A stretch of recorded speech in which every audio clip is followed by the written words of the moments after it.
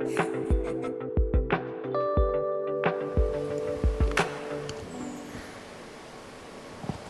lovely viewers. You are welcome to another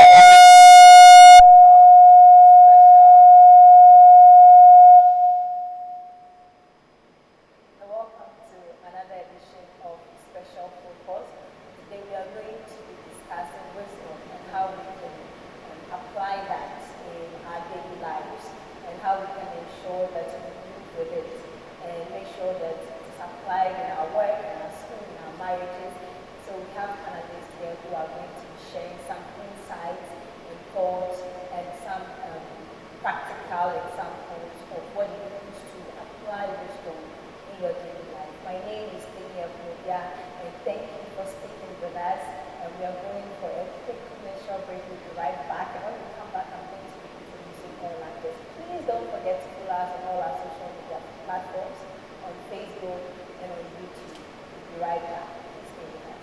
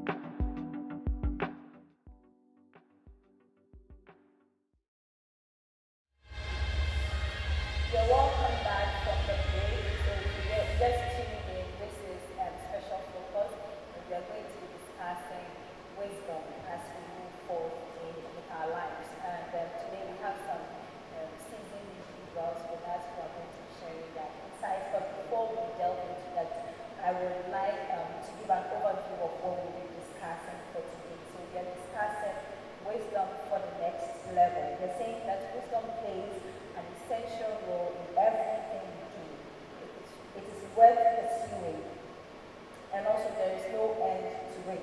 We have some few questions that we want to ask, and a few questions run through our minds. We want to know what the scripture says when it comes to wisdom, and we want to know what wisdom is as we move on with our daily lives. And this is going to help us understand the essence of wisdom in building and establishment. So today our objectives are to understand what wisdom is, to navigate the pathway of wisdom in everyday life, and also identify some keys to accessing supernatural wisdom. As much as possible, we try to make our discussions very practical, but then we also inject it with some scriptural inferences. So if you have any questions, you can drop them on our Facebook, and then also on YouTube. We'll pick them up and then we'll ask our panelists here. So I would like to introduce my panelists in no particular order, of course. So the first gentleman is a legal practitioner with corporate and commercial law at the heart of his practice. With a broad understanding of corporate governance and regulatory compliance, he provides legal services to a wide range of local and international corporations. He also has a considerable experience in government relations and business development. He's a believer in God and also builds a strong conviction in the role of professionals in the advancement of God's kingdom. As a young person, he strives to be a leading light in matters concerning the youth in the church and the professional community. I'd like to introduce our first panelist, Mr. Emmanuel Owusu. You're welcome. Okay, moving on, we have one other panelist, very special person. He's a graduate of the Panama University of Science and Technology, where he served as a student and a Christian leader. He is a businessman and he's currently pursuing a master's degree in counseling. I have started initiating some discussions with him, and I'm going to continue after we are off air. And also, he's very fueled and has passion for the work of God, so we would like to also introduce Mr. Eric Rich. You're welcome. Thank you so much. And we have one lovely woman here with us, and she is the founder and CEO of Deco Talks event. And you have to correct me if I'm wrong. It's Frederick Great Sensations and Luxury Cake Rentals. She is a partner of Events Masterclass Ghana. Before we went live, I was trying to have some discussions to understand what my panelists do. She said one of the key things she does is to put smiles on the faces of the client. So we are going to speak to these seasoned individuals to get their thoughts on our topic that we'll be discussing today. That is wisdom for the supernatural level. So you're welcome, and I can call it to you, but let's have a word. Yes, and then Eric, and then this way. Okay. So I think I'll start with you. Is there a relationship between experience and wisdom? Absolutely, absolutely. I would say, what is wisdom anyway? It is the ability to apply your experience, your knowledge, and make good judgments in a timely manner.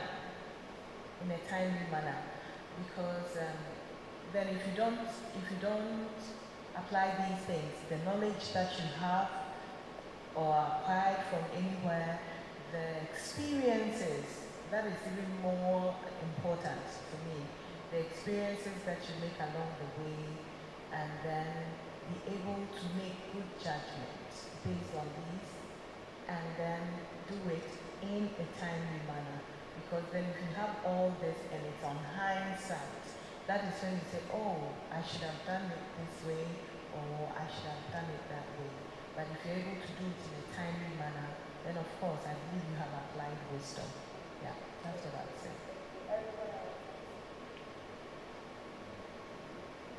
Good experience.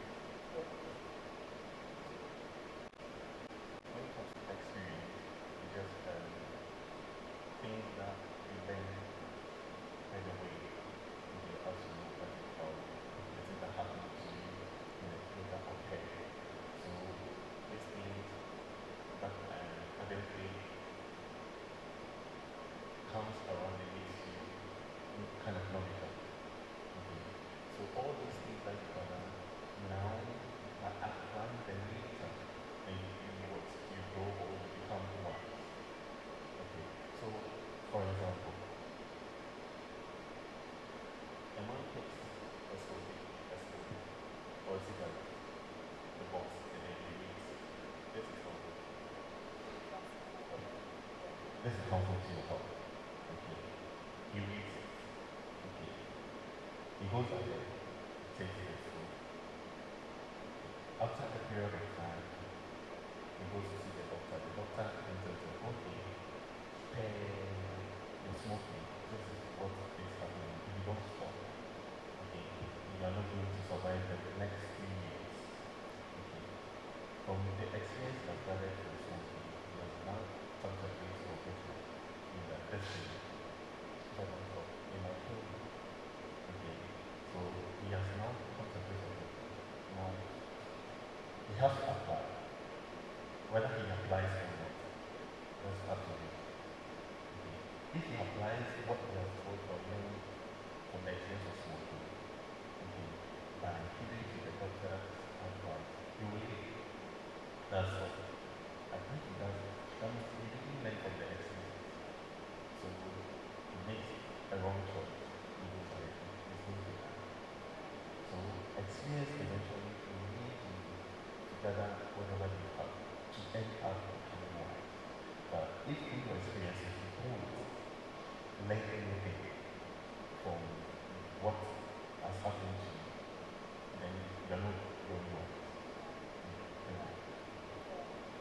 Really have to say, very relationship between experience and wisdom. All right, thank you for having me this evening. I think there is a relationship between experience and wisdom. Experience helps you to understand life better, and I believe that wisdom answers the questions of how, when, and what. So, for example, if I'm talking or I want to say something to somebody, whatever I say, the quality of whatever I say will be judged by some of these things. What I say. And number two, how I say it. And number three, when I am saying whatever I am saying. Because if it's the right, even if it's the right thing I'm saying, it may be the wrong time. So the timing is very important. And what I am saying will also be judged by how I say it. So I think that wisdom answers these questions, and experience helps every individual to know how to do whatever you're doing, what to do in the first place, and the when that you do it. So yes, I think experience has a direct relationship with wisdom. I would want you to still hold on to that point. Is wisdom innate? As you grow, you grow with wisdom. Because I've heard someone say that age doesn't come with wisdom. Some of the age, sometimes the age comes alone.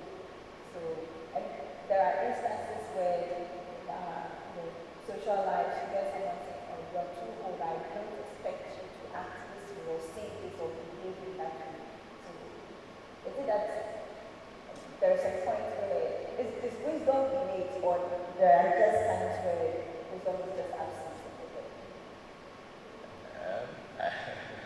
I think that wisdom is to an extent. To an extent, it can be described as innate to an extent, and I'll explain that. I think wisdom is a gift from God. I mean, the God kind of wisdom is certainly a gift from God. So if God decides to give somebody the gift of wisdom as the person is born with that ability to live life better in a wise way, you know. And as you grow, and like you were explaining, that experience has a link with wisdom. As you grow, the experiences of life will teach you how to be wise. And I agree with you that sometimes age can be just a number. And although you can acquire wisdom with age, you can also acquire folly with age, you know. So it is not always the case. But I think that if you want to be wise, it's always good to be fair to the older generation, because they may not know everything, but even by reason of their age, they would have gathered some nuggets that would help you as a young person in your walk in life. Okay.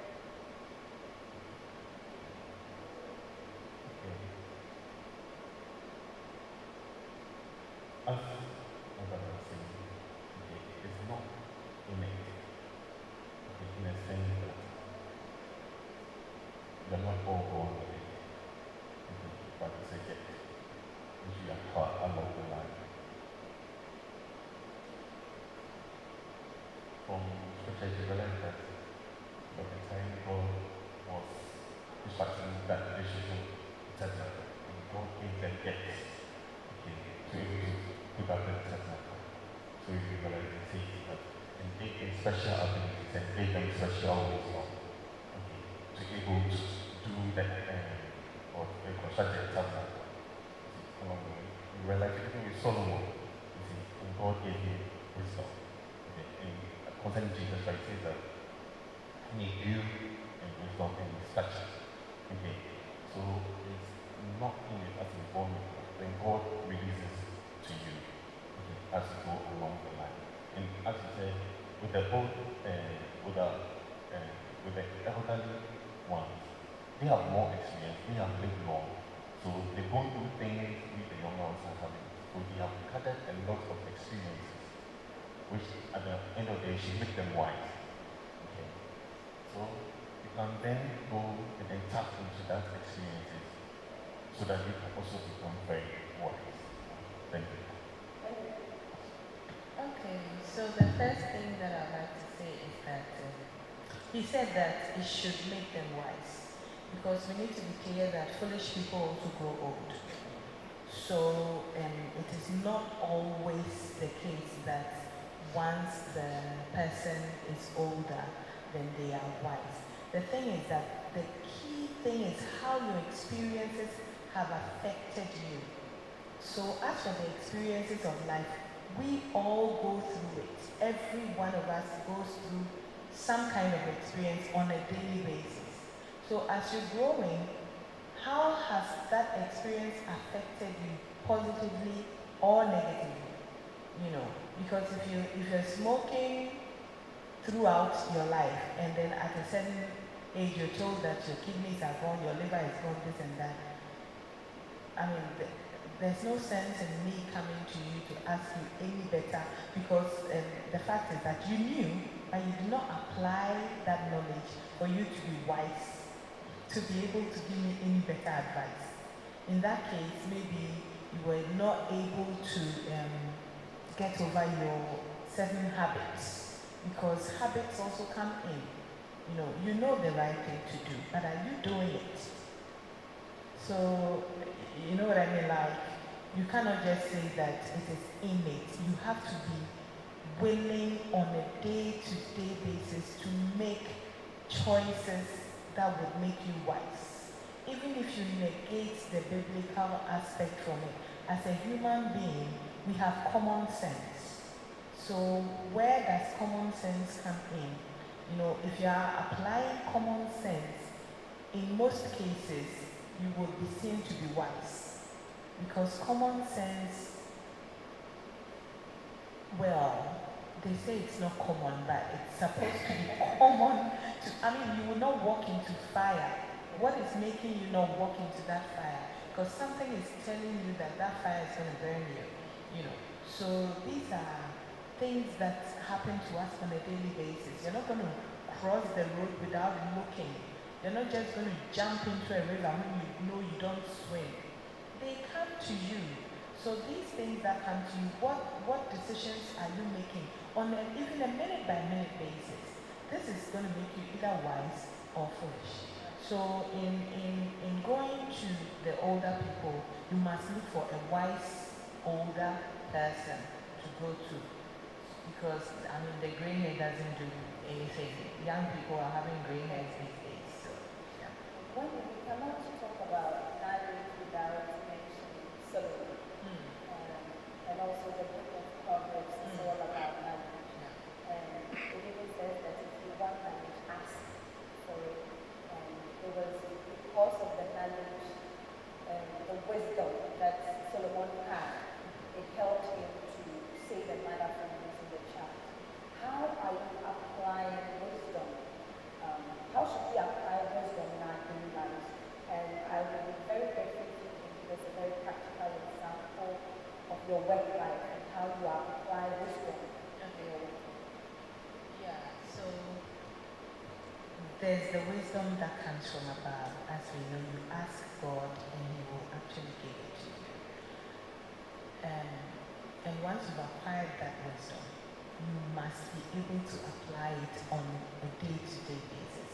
Now in my work, I'm doing a job that is totally away from anything that I have studied. everything that I'm doing is based on passion and self-teaching and, research and all that. So I go and start my business some good 13 years ago. And I'm also excited because, like I said to you, we were having this conversation earlier, that it's all just making people happy and then I'm coming from a legal background. So I found myself in a situation where I was doing stuff without actually drawing up a contract.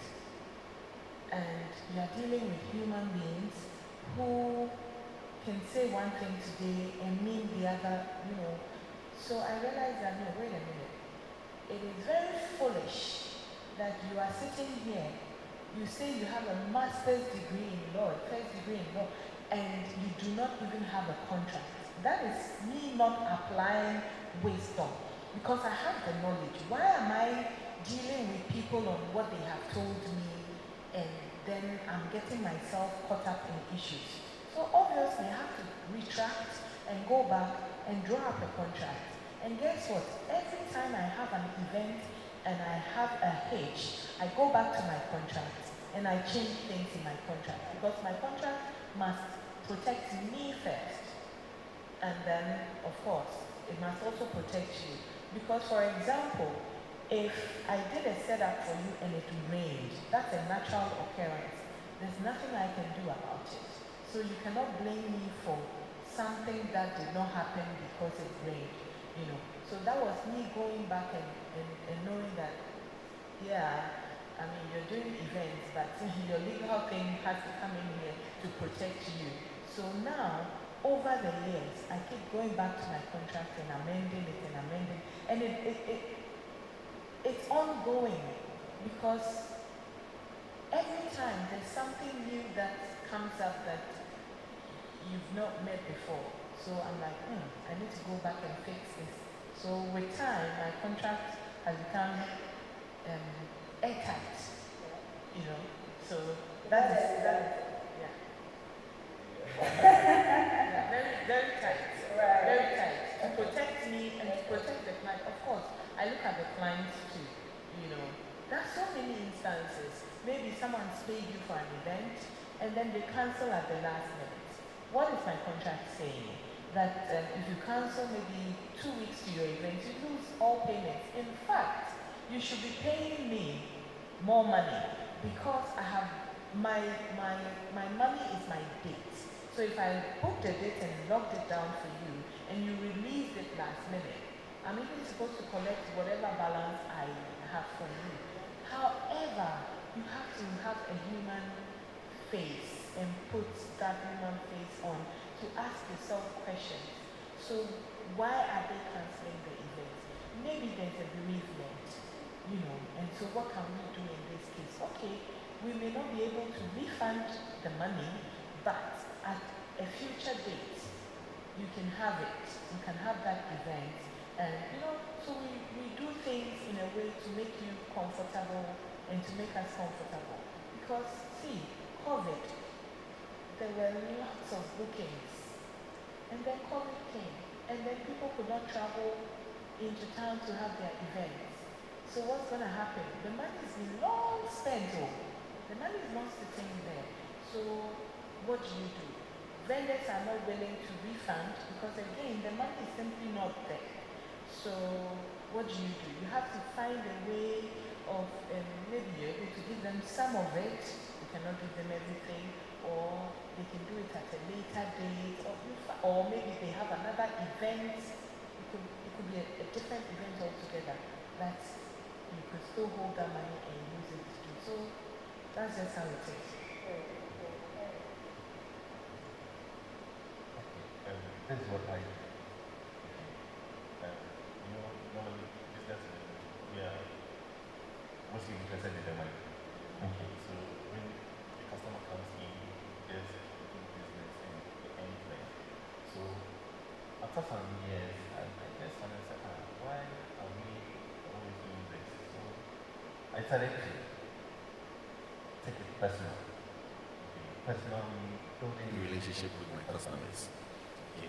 So I got to know them by name, calling, checking up on them and all that. And now they know me by my name, they come straight to me and they call me. So at another point I decided, okay, why do you travel all the way here? Okay, let's think of something. Why don't you send me the money and package the goods, give it to and the car, they bring it to you. I said, okay, interesting. Let's try it. So I tried it with one, and then the goods got intact, and then someone said, hey, how did you get it? And then he started introducing me to others. Started introducing. So at the end of the day, I got so many clients that personally I do not know. And one thing I realized was that it was just trust.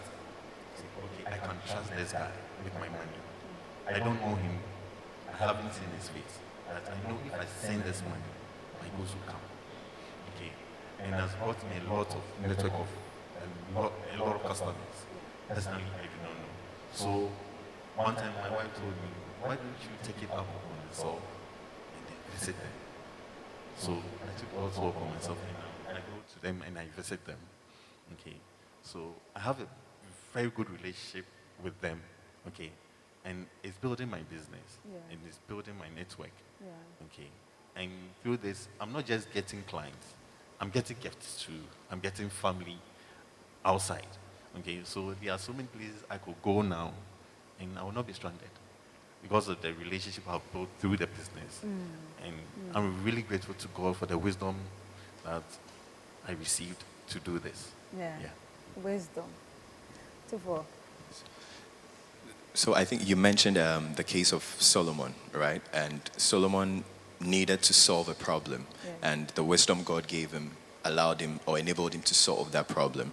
And in my line of work, it is all about solving problems for people, because usually people come to you once they have a problem. They won't come to you when they are chopping the money, right? Yeah. So when an issue comes to me as a lawyer, the first thing I look at doing is to help the person solve the issue. And for example, I can give a practical example of. So I do criminal law too. So sometimes you have people arrested for it can be for any offense at all. Say any offense. Fraud. Yeah, defrauding by false pretenses, or any offense at all. And the person is arraigned before the court. You see, at that point, okay, the way the law works is that at that point the judge has to exercise discretion in granting bail or not granting a person bail. So wisdom will teach you that that is not the point to be arguing legal matters, or that is not the point to be trying to antagonize anybody. That is a point to put your hands behind you, tell your client to dress well and put on a tie, and appear as a good person, and try and appeal to the emotions and to the emotions of the judge, because he has to exercise a certain discretion. And if you want that discretion to go in your favor, you have to approach it in a certain way. Yeah. So I was in court one time about 2 years ago, and a person who was senior to me just got up. It was also a bail application. We were both there for different cases. And my lord, the 1992 Constitution says this and says that and says that and says that and says that. And he did a whole speech of about 30 minutes. And after, lo and behold, the judge said, no, application denied. So the person has to be remanded to prison custody, which is very unfortunate. But at that point, I realized that the approach was, he did not touch the emotions or the sentiments of the judge, because once you are able to do that, at least you can expect some discretion to be exercised in your favor. So, and fortunately, before we went to court, I told my client that put on a tie. Usually you have him be in a t-shirt and, casually dressed, but you want to appear in a certain way. So put on a tie, appear as a very professional person. When you come, put your hands behind you and be smiling. Don't be frowning like you have done whatever they are accusing you of doing, So so that you'll be able to appeal, to the emotions of the judge. And by God's grace, just a few minutes of, making out the case, told the judge that, my Lord, this is not the time to argue law, but my client believes in his own innocence. And he is very remorseful that his actions have even landed him in this trouble in the first place, although he believes he's innocent. So we are just appealing to you that you tamper justice with men, that kind of thing. So just try and manage the situation well and get him off the hook at that point so that, you can proceed. And also in other fields like negotiations, we also do business negotiations and all of that. Wisdom would also teach you that it's always better to sit back, make the other person make the first offer, so that you see where you can put yourself. So, I mean, it's in problem solving in the legal field. It's all about applying wisdom and helping your people, your clients resolve their issues. Yeah. Thank you so much. So you have just shared how wisdom is applicable to your line of work. So that begs the question, where do we seek wisdom? How do we get wisdom?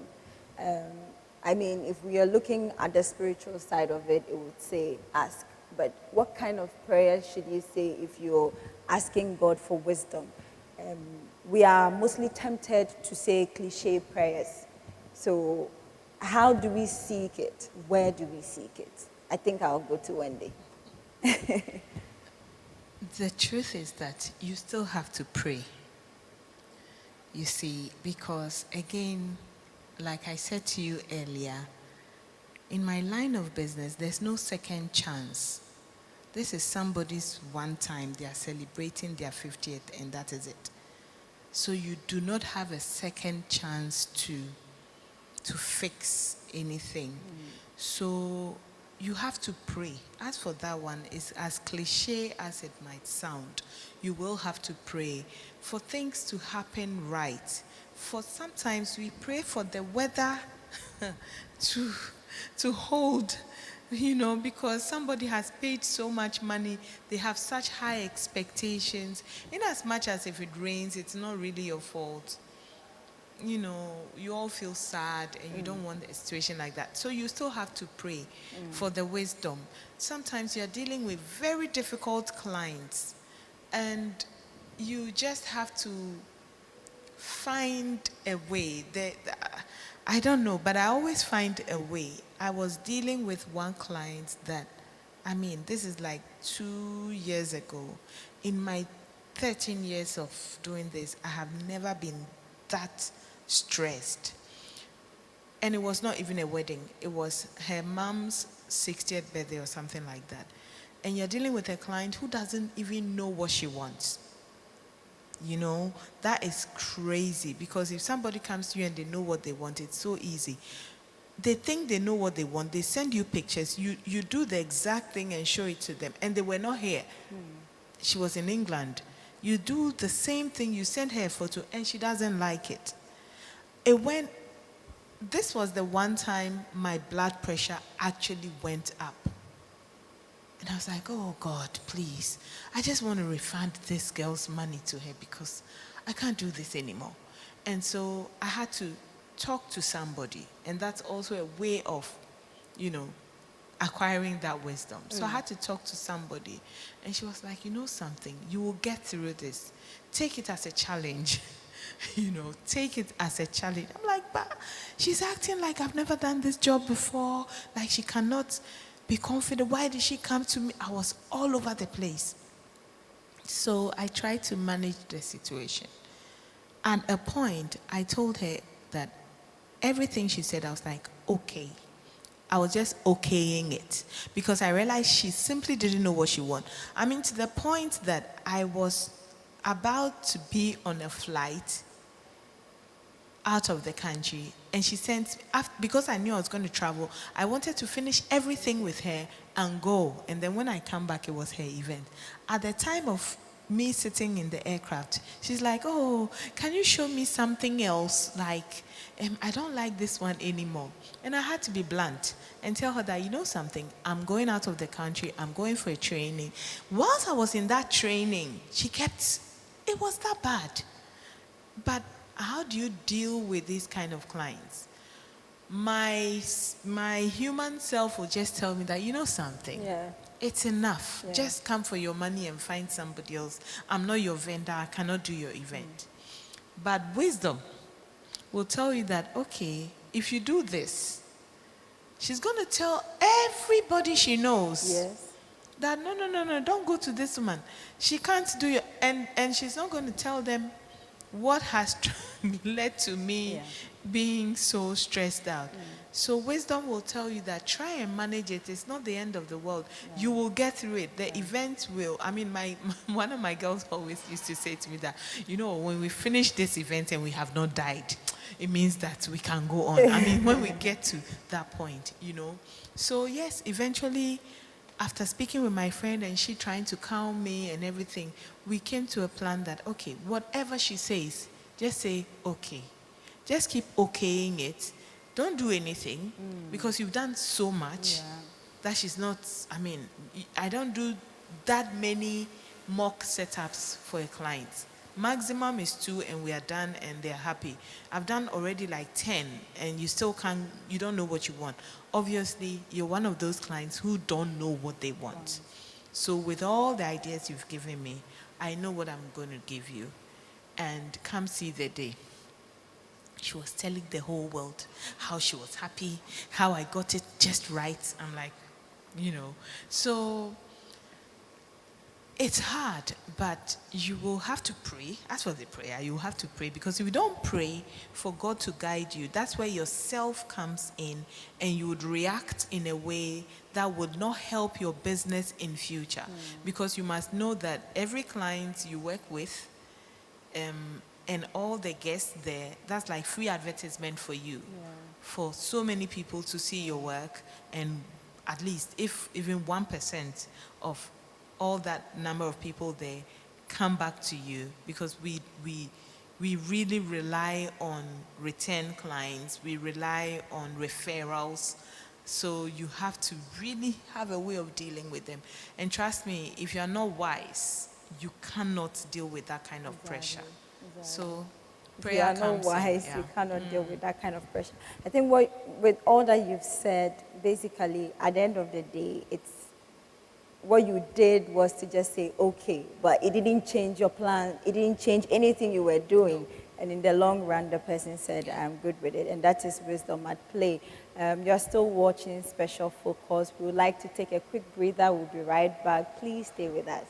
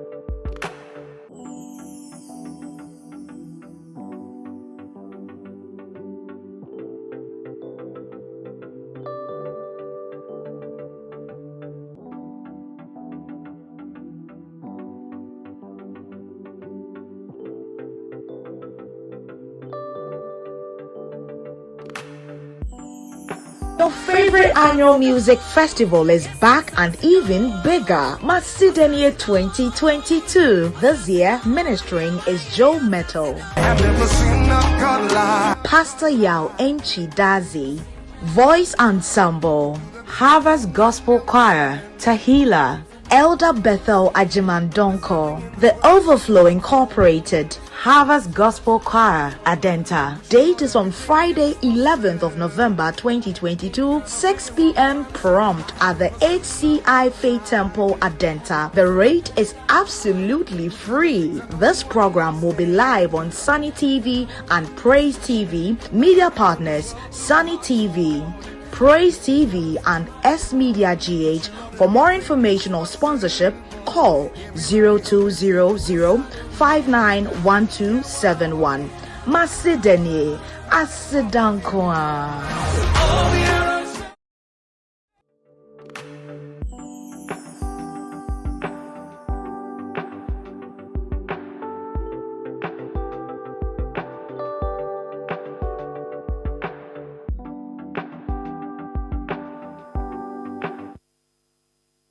You are still watching Special Focus live on Facebook and YouTube. Please don't forget to subscribe to our YouTube channel and follow us across all our social media platforms. We are grateful that you are still staying with us and still watching as we discuss wisdom for the next level. And we have heard a lot of practical examples from our panelists that resonates with most of us. So if you're watching us live on Facebook and on YouTube, you can just leave your comment or any reactions and we will read them right here. My next question has to do with the church. We've made a lot of biblical inferences. How should the church adapt to new knowledge? You know, the world is changing, it's becoming a global village. How should the church adapt to new knowledge? Tufo. Thank you. I think, and yes, you've mentioned it, that the world is now a global village. It's actually a very small community. Yeah. And the goal of the church is to obey the instruction or to execute the command of Jesus that go out to all the nations, starting from where is closest to you and to the ends of the world. And I think that the goal of the church is to access or to reach out to everybody, starting from your community to the ends of the earth. And so access is very important. So if you're talking about adaptation to new knowledge, I think that we have to learn how to reach out in terms of the media plays a very crucial role in this instance, because these days it's very difficult to reach out by means which, previously was the norm. The usual approach was to go out, through the communities with your Bibles, you anakazo, and it's still very relevant in these times. It's still very important in these times. But beyond that, to be able to reach out to a wider group of people, it's very important in these times that we learn to adapt to these technological advancements that the world, has been blessed with. So in these times, it's not far-fetched to go for consultants. You can consult communications experts. You can consult people who have in-depth knowledge in the media field, so that they will be able to help the church to reach out to people. When it has to do with reaching out to the younger generation, it's also very important that the church adapts to some of these new things that the youth are already exposed to, so that by God's grace we can also win some for God. Yeah. It's not until COVID happened that we knew there were a lot of possibilities, a lot of things could happen. But I'm still going to throw the same question to you. How should the church adapt to new knowledge? Yeah, thank you.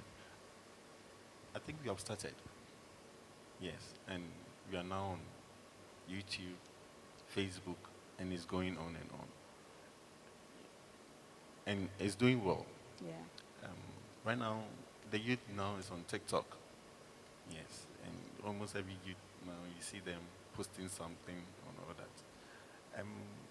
I think we should focus more and channel more of our resources there, because if they won't come to church, they will be on their phones, and we can still reach them there. So we should find a way of getting to know what they are doing by the day, because new technology, new apps are coming up by the day, and they get to know first before us.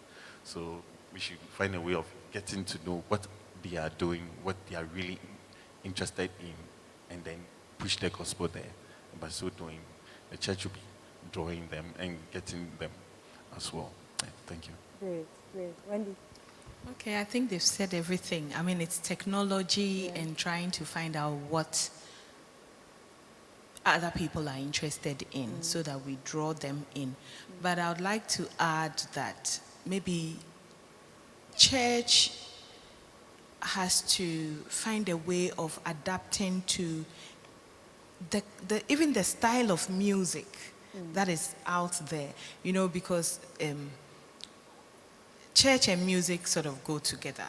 You can't have church and have no music.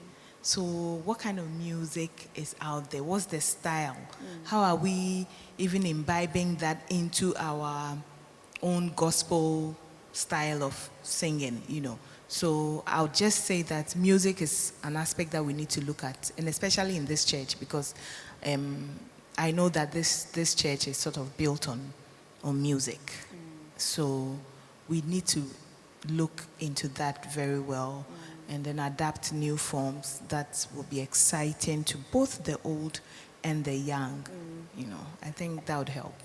Still holding on to that thought, there are instances where you realize that the church is very entrenched and they are not amenable or don't want to accept new knowledge. Sometimes they have their own ideologies about, some of the socials that we have mentioned. Why are we at that point where we sometimes have the church entrenched that we don't think, this technology or new global trends is actually going to help us, and we just have to look at how we can adapt it to suit, or localize it to ensure that we are still doing the foundational things that we are supposed to do as a church. So what do you think? I think that the most important thing is to bring in a new breed to add to the leadership. If you go into the Orthodox churches, they are coming from a certain school of thought and they do things a certain way, and this is how it has been done for hundreds of years. So this is how it is.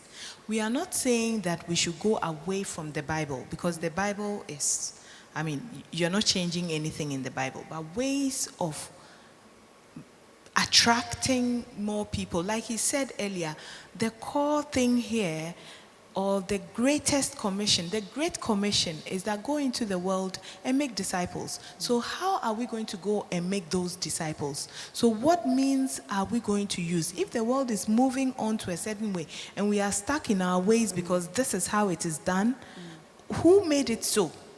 How did it become how it is done? A certain group of people sat down maybe 100 years ago, 50 years ago, and decided that this is how it had to be done. If you go into the Catholic Church today, you would not think that you are in a Catholic church, because now they are doing the praise and worship, they're doing everything. Some of them are speaking in tongues.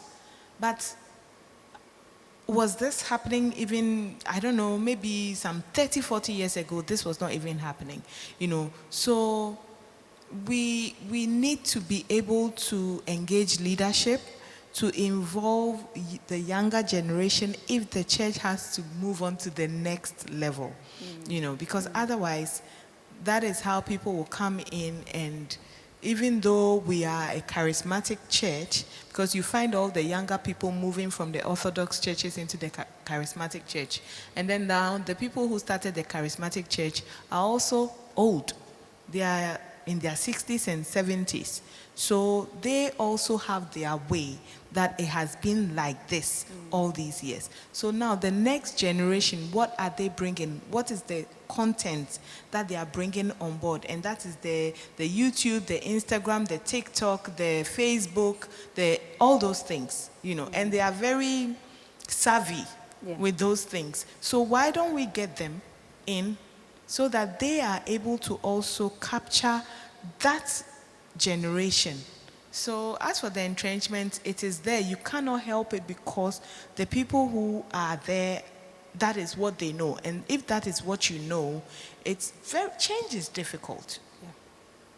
You know, it's not easy to change, but it's an issue of doing it for them to see that, oh, if we do it this way, it actually works. Why would they not buy into it if it's bringing in the results? I think the work will speak for itself. You're right. Yeah? There are different levels to adopting to change.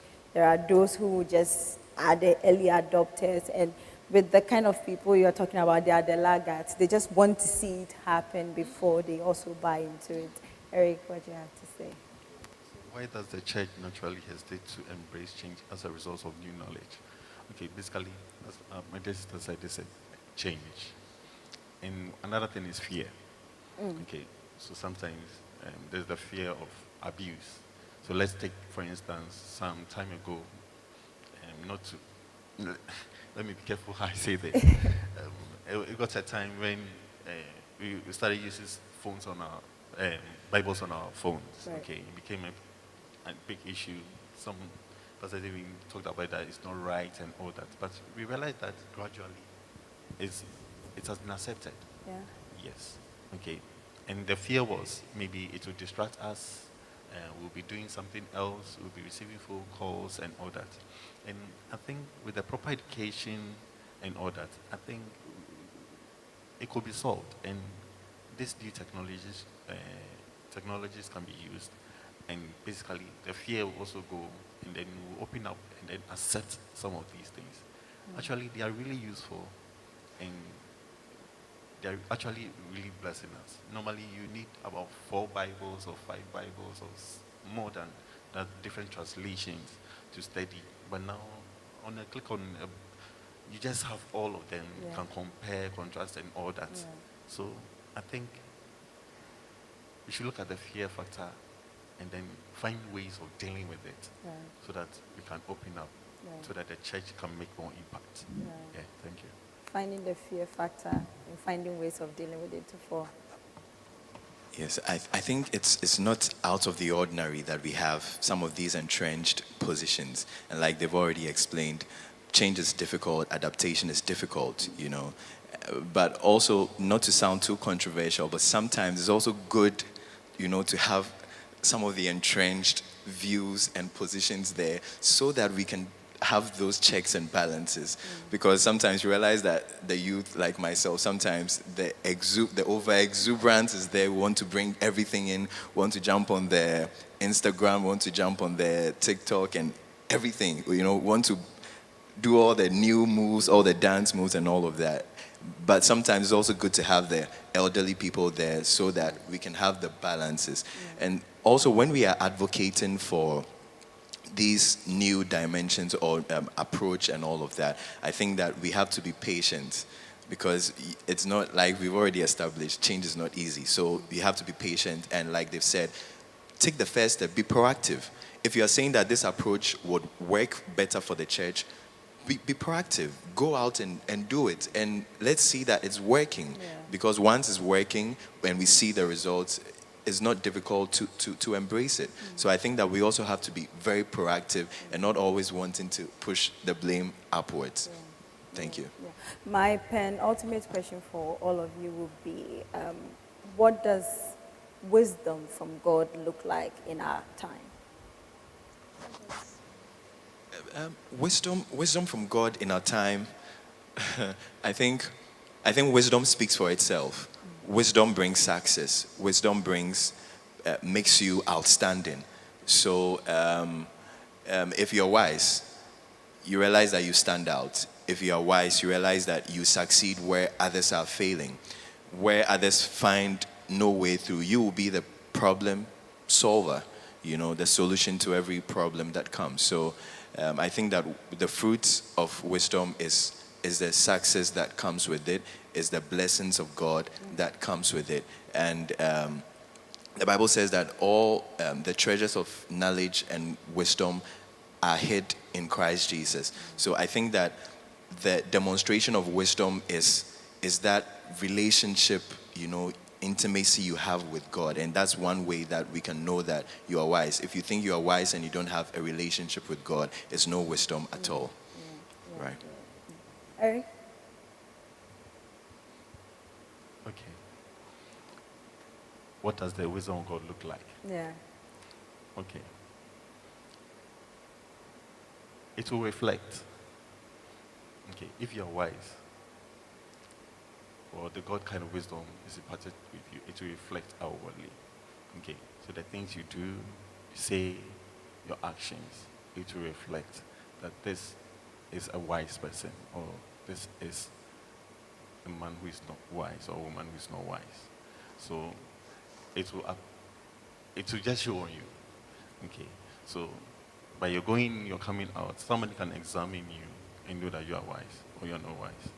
Because this is how it will just be a picture that's showing all over you. Okay. So for instance, if God has granted you wisdom, okay, so in every situation or concern an area you are called upon, okay, you can give answers or solutions to that problem. Meaning that you're being a solution, and that in that point, God is using you to solve or to be a blessing at that moment. Okay, so how it looks like is who you have become by what God has deposited in you. Right. Okay, Right. thank you. Wendy? Well, I believe that if you are wise, he said you have a relationship with God. You must first have a relationship with God. But it shows in how you relate to other people, the people around you. Because I could tell you I have a relationship with God, but I know, you don't know. But how do you know that I have a relationship with God? It is how I relate to the next person. How am I living at peace with everybody? How am I able to solve issues that come my way so that everybody is at peace, like Solomon did? And so the child did not die. How did he get that wisdom to do that? So those are the things that you must, call upon. And if you are able to have all that for everybody to see that, this person is a wise person, the decisions that they make, it's wisdom. Even in these times, in these very, very hard times. Okay, so every day, the prices of things are going up. What do you do as a wise person? It doesn't mean you have money to go and buy everything, but you can even pick up a phone and call somebody. Tell them that, listen, this is how things are going. So if even the advice, it's a wise advice you're giving to somebody, that if you can, do A, B, C, so that you will not be found wanting in a certain, so how you relate to people, how you're able to help people, it all boils down to wisdom. Because if you're not a wise person, it's like the women who had the oil in their lamps. Yeah. Those who took the extra oil were the wise women. Why did they take extra oil? Because they envisaged that there was a possibility. They looked beyond. There was a possibility that they could run out. But then you had those who did not have. They still had oil, but they did not have extra. So how your decision making, it all boils down to wisdom. And I believe that is the wisdom from God, because that is what sets you apart from the next person. Yeah. I would want to add on to what you just said, and also as a form of question. You just said it. We are not in normal times. We are in very challenging times. So what are individuals, business owners supposed to do to stay relevant? My church, Harvest Chapel Pokwase, leadership have sat together and they have realized that, things are very difficult. There are price spikes of items. So they are saying that there are some financial experts. So they have pulled together a team of financial experts to speak to people in the church, about how to make some wise decisions, how to ensure that they don't lose their capital, etc. So in these challenging times, as individuals in the church, as people out there, what are we supposed to do to still stay relevant? What are we supposed to do to still have our jobs and continue with our jobs? Because if, let's say somebody has a business and is affected, it might affect, staff. He will lay them off. So what are some of the things we can do? I know it's a very vague question, but you can actually streamline it, or you can give a general response to that. It's really tough. I mean, in my line of business now, before you even issue out an invoice to a client, you have to call all the vendors to find out what the current price is. Because, and if I give you the invoice, I'm like, this is the price now. I don't know what it's going to be tomorrow, because everybody is pegging everything against the dollar. And rightly so, because, I mean, if they're going to buy all these logistics and, I mean, bring it and maybe buy a chair for $80 and they were renting it for, let's say, 15 cedis. What is 15 cedis now? That's like $1. Yeah. Not to talk of the shipment and the duty. So immediately it's going to go up, But this is, in my line of business, this is where the clients also need to compromise. For me, it's always an issue of compromise. You must not by all means have it a certain way. If you can pay for it, why not? But otherwise, I don't have a business and you don't have an event going on anyway. Like I said to you, I'm in a line of business where it is excess money that people will spend on these things. If you do not have excess money, how do you spend it? And I cannot also do an event for free. How do I feed myself? How do I feed my staff? And how do I pay my bills? You see? So once there's a compromise that, okay, let's do it this way, the little that we all get just to stay afloat, we walk away with it, So that is just what it is. At least for me, that is how it is. And then I can say that we need to find a way to be more innovative, because there are some things that people will do anyway. They may not have to do a wedding, they may not have to do a party, but they may definitely need to furnish their homes if they've just finished building, So I do interior decor as well. So if you're not getting a wedding business coming in, you could be doing somebody's home refurbishment. People are doing refurbishments all the time. People are doing up their new homes all the time.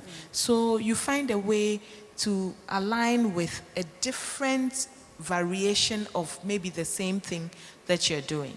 That is that. Now, God is so wise that He's given everybody a talent. He's a lawyer. That may not even be his talent. Maybe he has a talent in something else. So if it's difficult here, look within yourself. And I remember during COVID times, I was cooking for people. And people were like, do you cook? Do you cook? I'm like, no, I'm not a caterer. I can just cook, but I'm not a caterer. Yeah. And I say this all the time because, when it's a business, you get paid and you have to wake up to do it whether you like it or not. Yeah. I want to cook when I want to cook. So I don't want to make a business out of it. Yeah. Because then if I don't feel like it, then I have to enjoy what I'm doing. Like the decor that I do, I enjoy doing it. You wake me up at any time, I'll get up and go and do it.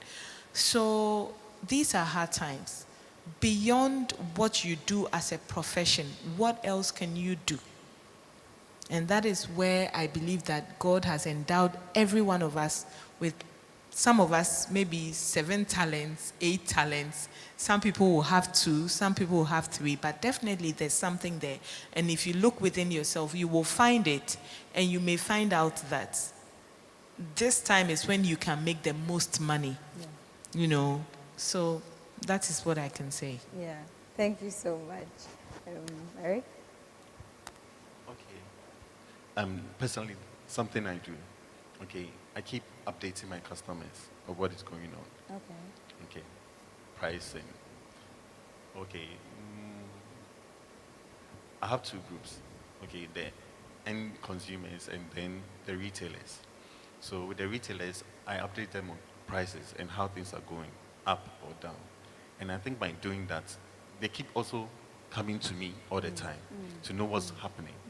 Okay. And with the end consumers, I tell them that stock. Okay, when it started, I spoke to some of them, they were reluctant and all that. But some took the advantage and then they stopped. So when the price went up, they were not affected. But now some are also crying now Yeah. because they thought, oh, it will change. And still, some are saying it will change. I'm buying now, I'm waiting.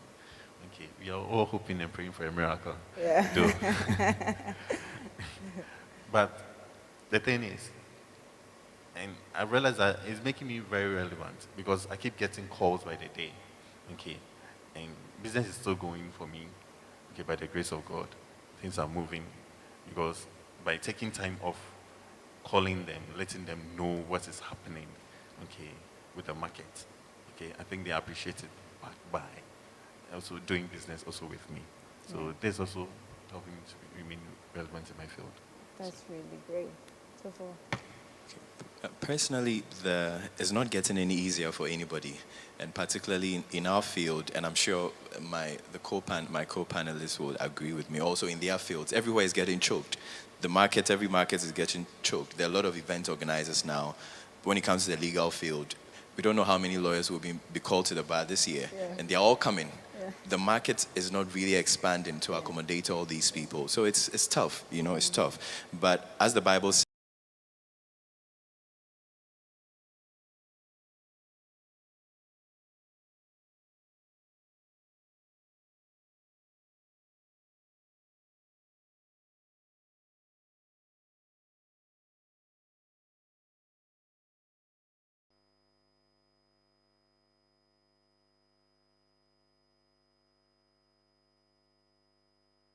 so that you'll be able to handle more than you would have handled comfortably some years ago, because you can't survive in the same way you used to, some time ago. So it's about diversification, being innovative, using the gifts and the talents that God has given you to be able to survive in these times. And also, as a young person, whenever I get the opportunity to talk to any group of young people, the point is that we like to spend too much.